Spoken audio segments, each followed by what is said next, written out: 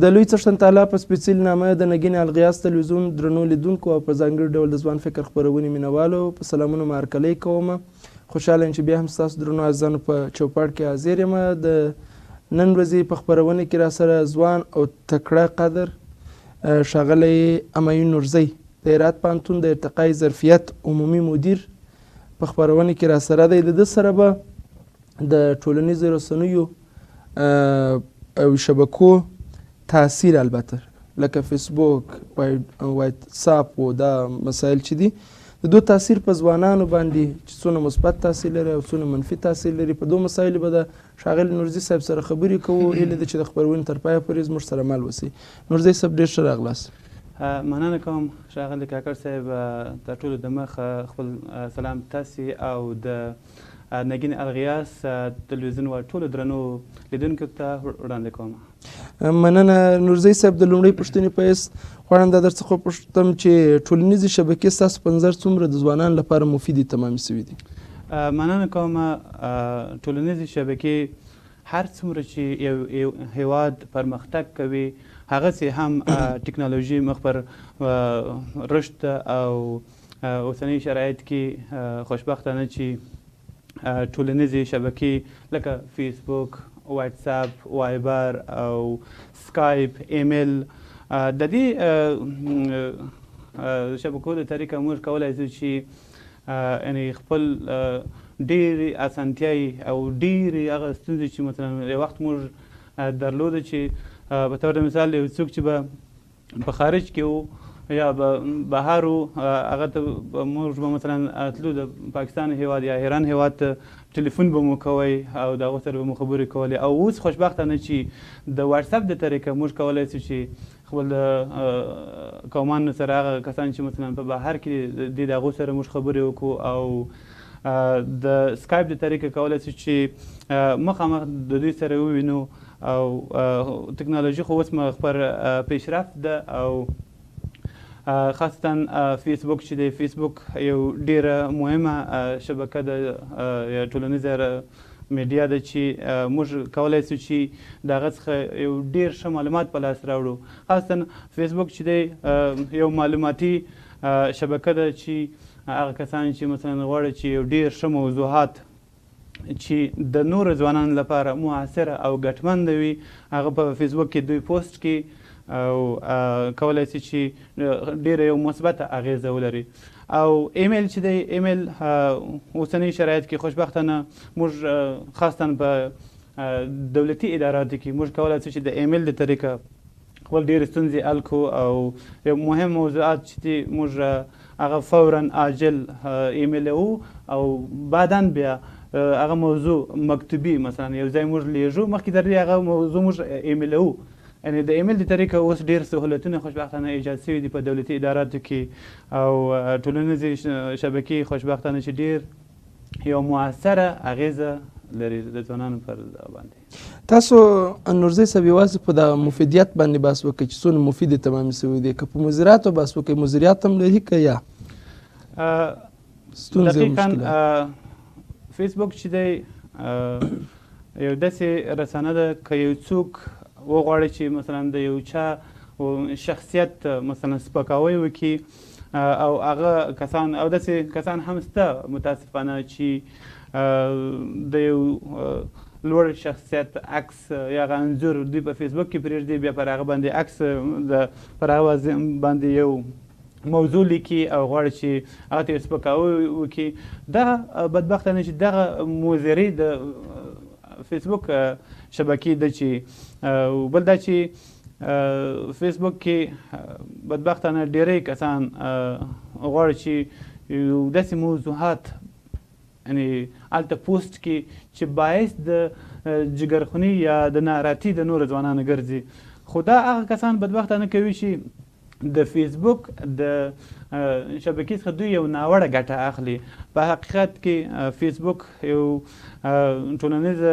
رسانه یا شبکه ده چې د هغه څخه سړی کولی شي چې ډېر یو ښه موضوعات معلوماتي موضوعات په لاس راوړي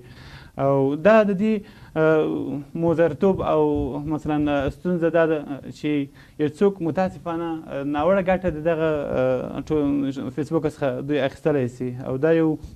ډېره منفي اغېزه هم کولی شي چې د بعضې اشخاصو پر رویې باندې ولري. د فیسبوک په اړه خو مو ډېر معلومات راکړي دا چې څونه مضر دي. نورې شبکې په هغو باندې که بحث وکړي چې لیدونکو ته یو څه واضح سي دا خبره چې یوټیوب او د ګوګل او دا مسایل هم یوازې مفید دي که یا په دوی کې مضرات شته ضرر شته؟ دقیقا په خپله یوټیوب چې دی موږ کولی سو چې یو داسې ویډیوګانې چې زموږ پر ژوند باندې یو مثبت اغېزه ولري، مثلا د روانشناسي د لحاظه مثلا یو فرهنګي ویډیو اوسي، یا مثلا د یو داسې ویډیو اوسي چې موږ هغه ویډیو ډاونلوډ کو او هغه موږ وګورو چې دغه زموږ په خپله دغه روح باندې یو مثبته اغېزه ولري. موږ وکولی شو چې د هغه څخه یو شی زده کړو، خو دا مؤثریت او مفیدیت دی. مضرتوب یې دا دی چې متاسفانه دغه یوټیوب چې دی بعضې ځوانان د هغه څخه هم یو ناوړه ګټه اخلي. هغه خراب یا داسې دغه ویډیوګانې دوی ډاونلوډوي چې هغه بیا د دوی پر هغه رویې باندې متاسفانه یو منفي اغېزه لري، چې دوی مثلا یا یو وحشتناکه یو خطرناکه مثلا فلمونه دوی ډاونلوډوي او مثلا داسې یو دغه دوی ډاونلوډوي بعضې ځوانان چې هغه هم نه پوهېږي چې د یوټیوب څخه دوی باید څنګه استفاده وکړي، چې داسې کسان هم شته چې د هغه څخه یو ناوړه ګټه واخلي د یوټیوب دغه څخه ویډیو څخه. د وخت له لحاظه څونه تاثیر کړی په ځوانانو، د هغو وخت یې څونه ضایع کړی دی؟ په حقیقت کې دغه ټولنیزې شبکې چې دی وخت ډیر نیسي، او دغه که یو څوک خپل وخت ډیر پر ټولنیزو شبکو باندې دوی مصرف کړي، زما په نظر چې دا بیا دوی ته ډیر ضرر هم ولري، له دې خاطره چې دوی کولی شي چې د دغه د ټولنیزو د شبکو د وخت پر ځای باندې نسبت و کتاب ته، نسبت و کمپیوټر ته او نسبت و نور انګلیسي برنامو ته دوی باید زیاتره توجه وکړي نسبت و دې موضوعاتو ته، او دوی کولی شي چې مثلا د دې چې دوی خپل وخت پر ټولنیزو شبکو باندې ډیرتره مصرف کړي، دوی کولی شي چې مثلا د کمپیوټر پروګرام یو برنامه هغه عملا کار کړي، او دوی کولی شي چې یو کتاب مطالعه کړي، او دوی کولی شي چې خپل نورو کارونو ته رسیدګي وکړي، او دوی کولی شي چې مثلا خپل د اولاد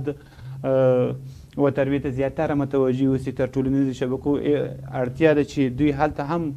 خپل توجه ولري خپل نور موضوعاتو ته. مننه نورزی صاحب، د کتاب مسلې ته مو اشاره وکړه. ستاسو په نظر دا ټولنیزې شبکې چې دي لکه فیسبوک او دا نور شیان، دا څونه د کتاب په مطالعې منفي اغېزه کړې ده؟ یو وخت خلکو او یعنې ځوانانو ډېرتره کتابونه مطالعه کول، هغه وخت کې فیسبوک نه و، او په خپله دغه کتاب چې څوک کله غواړي چې مطالعه کړي، په کتاب کې ډېر ښه موضوعات شته، او د سړي عمومي معلومات ډېرېږي، او د سړي ذهن انکشاف کوي، او نسبت و په خپله ټولنیزې شبکو ته اړتیا شته چې سړی خپل زیاتره توجه و کتاب ته واړوي. فیسبوک خاصتا په ټولنیزو شبکو کې فیسبوک فقط د یو معلوماتو لپاره ده چې سړی یو څه معلومات په لاس راوړي، او اړتیا ده چې نسبت و فیسبوک ته او واتساپ ته او وایبر ته دوی خپل زیاتره توجه کتاب ته دغه کې واړوي، او کتاب چې دی په هغې کې ډېر ښه موضوعګانې شته چې سړی مطالعه کړي، او هغه د سړي په خپل پر رویې باندې ډېر یو مثبته اغېزه لري د کتاب مطالعه کوله. مننه نورزی صاحب. نورزی صاحب، تاسو اشاره وکړه چې دغه فیسبوک د معلوماتو لپاره یو ښه منبع ده، نو ستاسو په نظر د فیسبوک کې ځینې وخت داسې بغیر د کومه معتبره ماخذ نه ځینې موضوعات هلته خلک یږدي چې زما له نظره شاید د باور وړ نه وي. دلته څه نظر لري، څه توصیه لري د لیدونکو ته چې دوی څونه د فیسبوک په معلوماتو باندې باور ولري او څونه یې ونه لري؟ مننه کاکړ صاحب. اوسنی شرایط کې موږ کولی سو یعنې چې یو موثره ګټه هغه وخت د فیسبوک او ټویټر څخه موږ په لاس راوړو چې هغه واقعیت ولري. د یو مثلا په طور د مثال یو خبر نشر کیږي باید د هغه منبع لیکلی اوسي چې د کومې مرجع څخه د خبر په خپله فیسبوک یا ټویټر کې مثلا پوسټ شوی دی. هغه معتبره منابع هر ارګان چې دی مثلا کله چې یو خبر په فیسبوک یا ټویټر کې نشریږي هغه مرجع او هغه منابع هغه هلته دغه ده یعنې ذکر شوې ده. او بعضې موضوعات چې دي متاسفانه باید تاسو ته زه یادوري وکړم چې یو څوک یو موضوع پوسټوي او هغه ویني بیا درواغ وسي، درواغ ده یعنې رښتیا نه ده. په دې اساس باندې موږ ته دا ستونزمن کار دی چې کله یو څوک یو موضوع پوسټوي او موږ پر هغه باندې باور وکړو. موږ هغه وخت باور کولی سو چې کله چې د یو ارګان څخه یا د یو دفتر نه یعنې چې یو موضوع پوسټیږي په فیسبوک کې او ټویټر کې هغه په خپله منبع هلته باید ذکر شوی اوسي. موږ هغه وخت کولی سو چې اعتبار وکړو. یعنې بغیر د کوم منبع څخه که څوک خبر وي په هغه باندې د باور ډېر اعتماد نشته. موږ ډېر کم باور کولی سو له دې خاطر چې اوس اکثریت مثلا که وغواړي چې مثلا یو موضوع افشا کې احتمال دی ډېر ولري د چا سره هغه کوم شخصي دښمني ولري. په دې خاطر موږ ته د ستونزمن کار دی چې ژر پر چا باندې باور وکړو چې هغه موضوع پوسټ کړي هلته. د اقتصادي لحاظ څخه د ټولنیزې شبکې څونه د خلکو په اقتصاد باندې بد اغېزه لري؟ چې رښتیا سي د اقتصادي د لحاظه دا زه تاسو ته په ډاډ سره ویلی سم چې دا ډیره یو منفي اغیزه د ځوانانو پر اقتصاد باندې لري. له دې خاطره چې تاسو ته بهتره معلومه ده چې اوس زموږ اکثریته ځوانان چې دي بیکاره دي او دوی د اقتصادي ستونزو سره ډیری د اقتصادي ستونزو سره مواجه دي او کله چې دوی غواړي چې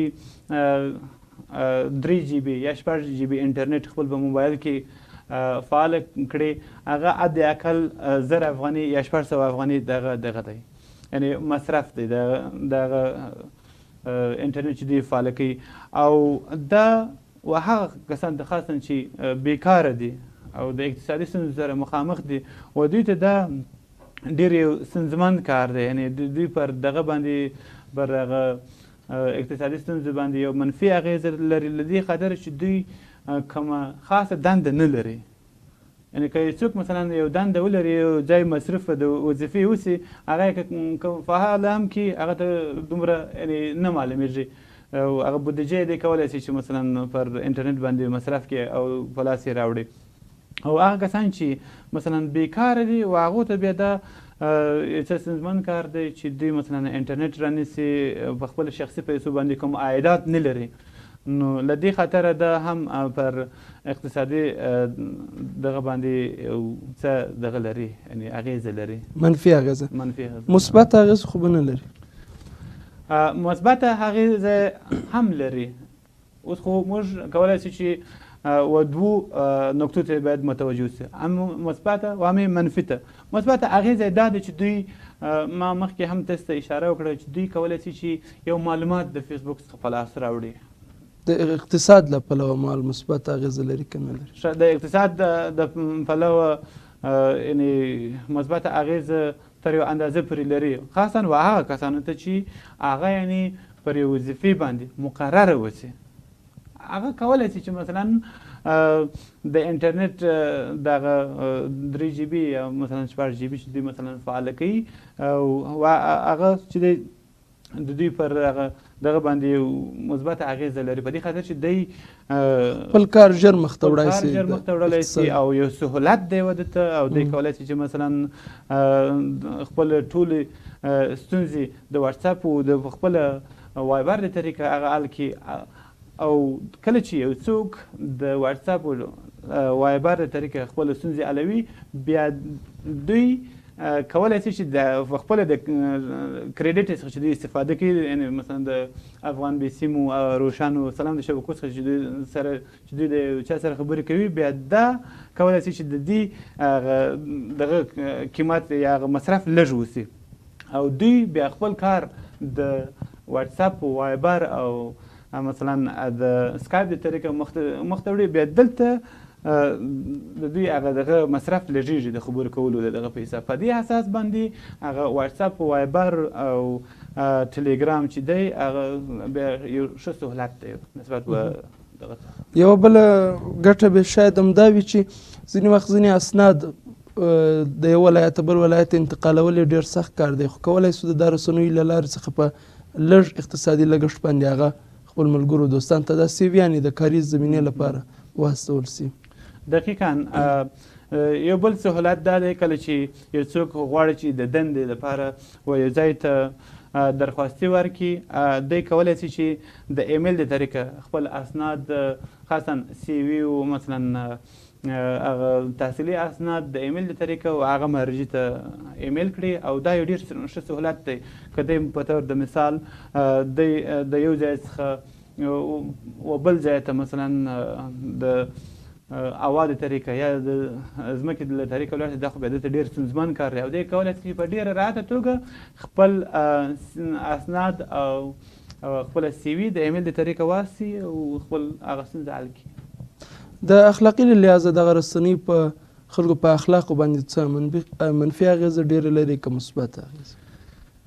د اخلاقي د لحاظه په خپله ټولنیزې شبکې یعنې داسې کسان شته چې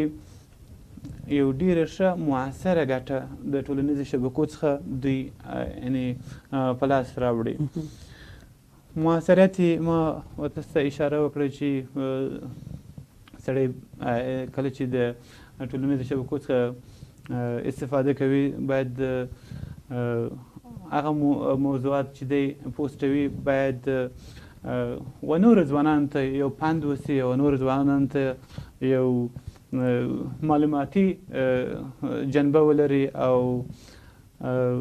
تر څو نور ځوانان هم وکولی شي چې دغه ټولنیزو شبکو څخه یو مؤثره ګټه په لاس راوړي، او منفي دغه اغېزه هم دا ده چې یو څوک نه باید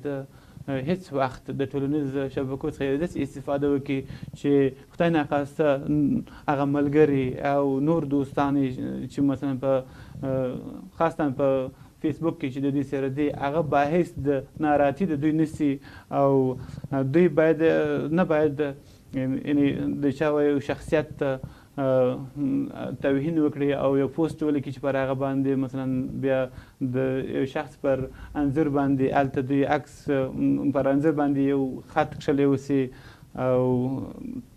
او دا کار دوی نه باید وکړي چې باعث د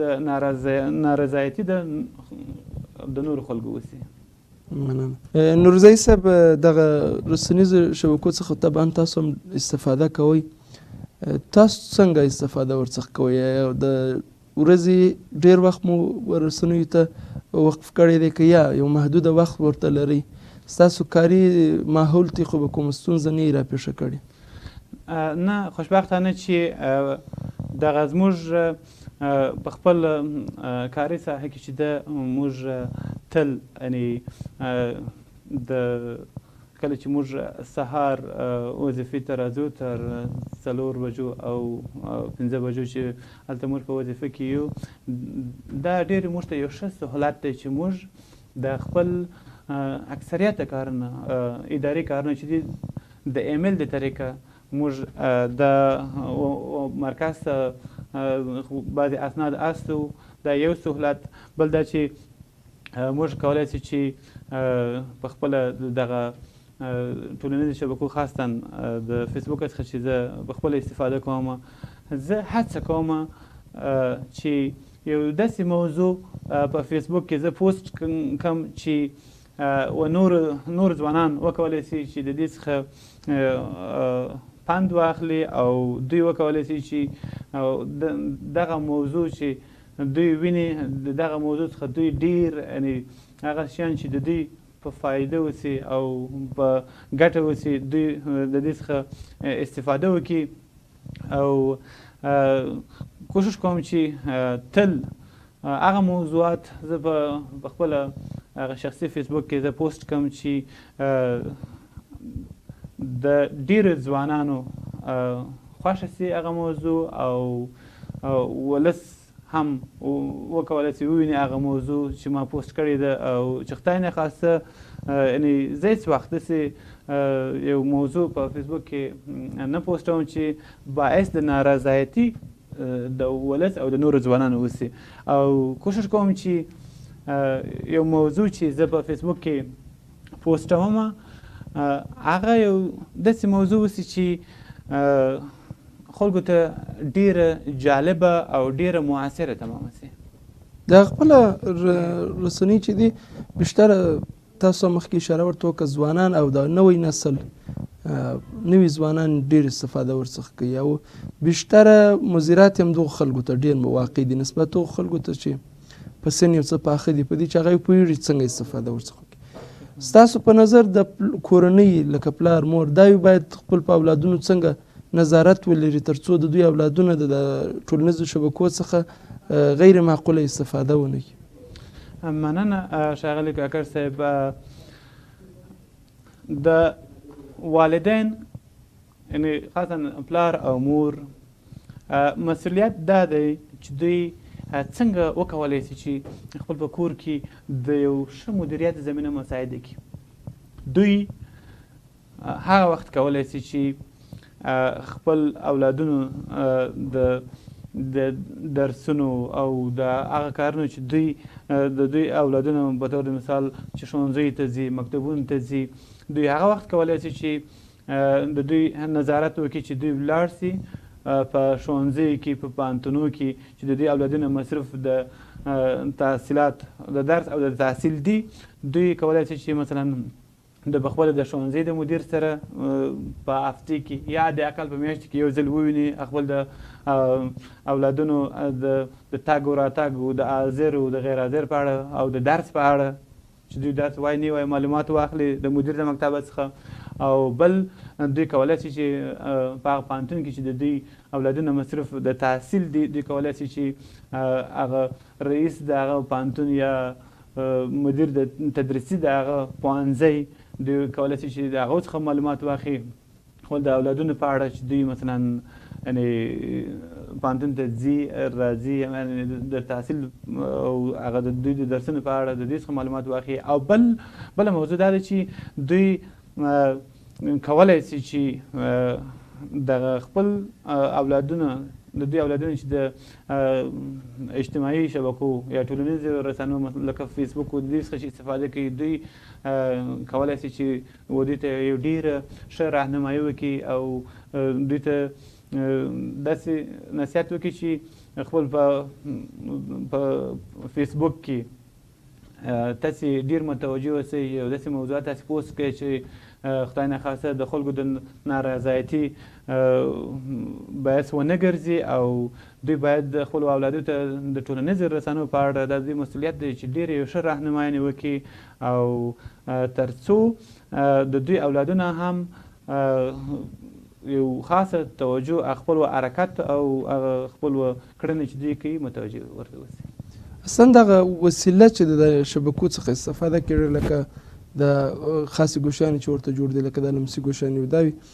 دا وي ستاسو له نظره کم سندو خلکو ته مضره نه دي واقع چې پلار یې 15 کلن زوی یا 15 کلن لور ته اخلي؟ که ستاسو نظر څه دی چې دا ښه کار دی که بد کار دی؟ زما په نظر اوس خو 21مه پیړۍ ده او اړتیا ده چې دغه نوی نسل ټول د ټکنالوژي سره دسترسي ولري په هغه شرط چې د دوی هغه اقتصادي وضعیت یو څه ښه وسي. داسې اړتیا نشته چې مثلا په طور د مثال پلار یا ورور یا په خپل شخص چې مثلا په کور کې د یا تحصیل کوي دومره امکانات ونه لري چې هغه خپل یو ګوله ډوډۍ ځان ته پیدا کړي او دا بیا ډیر یعنې یو نامناسبه کار دی چې بیا پلار مثلا یو سمه وظیفه ونه لري یا په طور مثال بیکار بیا دی وکولی سي چې یعنې خپل لور ته یا زوی ته یو موبایل واخلي چې هغه لمسي وسي یا مثلا انټرنیټ او دا شیان ورته دغه کړي خو په هغه شرط دوی کولی سي چې خپلو اولادو ته داسې موبایلونه واخلي چې د دوی هغه سطح د اقتصاد په لوړه کچه اوسي. زما په نظر چې که د دوی سطح د اقتصاد په ټیټه کچه اوسي او دوی بیا خپلو اولادو ته په داسې سویه موبایل واخلي او دا بیا په ډاډ سره ویلی شم چې د دوی پر هغه اقتصادي وضعیت باندې ډېرې منفي اغېزه لري. مننه نورزی صاحب. ځینې ملګري داسې عقیده لري چې د ټولنیزې رسنۍ یا شبکې چې دي سړی اجتماعي کوي یا ټولنې سره اشنا کوي. ستاسو نظر څه دی؟ دا سمه خبره ده که یا؟ زما په نظر یو ځوان هیڅ وخت نسي کولی چې په ټولنیزو رسنیو کې دی اجتماعي سي. یو ځوان هغه وخت کولی سي چې اجتماعي سي چې په ټولنه کې د ځوانانو د سپین ږیرو سره او د نورو اقشارو سره دوی په مختلفو برخو کې دوی کار وکړي، زیار وکاږي. یعنې دوی وکولی سي چې د هر ځوان چې دوی په هغه برخه کې چې دوی مثلا یو د بل سره کار کوي ستونزې ولري، د هغو ستونزو ته رسیدګي وکړي، د مشرانو سره ناسته ولاړه ولري او د مشرانو زړونه په لاس راوړي او هغه کارونه چې دوی د مشرانو سره او د ځوانانو سره کوي په اجتماع کې دی، هغه ځوان کولی سي چې یو ډېر اجتماعي رسېدلی او تکړه ځوان اوسي. په ټولنیزو رسنیو کې فقط یو شخص کولی سي چې یو عمومي معلومات په لاس راوړي. هلته دوی فکر نه کوم چې یو څوک په ټولنیزو رسنیو کې ټولنیزو شبکو کې دی هلته اجتماعي سي. هغه وخت سړی اجتماعي کېږي چې بیا یادوري کوم ټولنه کې ناسته ولاړه ولري د ځوانانو سره د سپین ږیرو سره دوی کولی سي چې هلته اجتماعي. نورزی صاحب مننه. پوښتنې خو ډېرې دي خو د وخت کموالي سره مخ یو. که خپل وروستی پیغام لیدونکو ته ووایاست. مننه کوم. زما پیغام په حیث د یو ځوان و ټولو ځوانانو ته دا دی چې د ټولنیزو شبکو څخه دي یو مثبته مؤثره ګټه په لاس راوړي او دوی دي هغه موضوعات چې د ځوانانو د ولس په ګټه دي دوی دي په فیسبوک کې یا ټولنیزو شبکو کې پوسټ کړي چې په هغه کې قومي، ژبني، سمتي موضوعات ته دامان ونه وهل سي او دوی د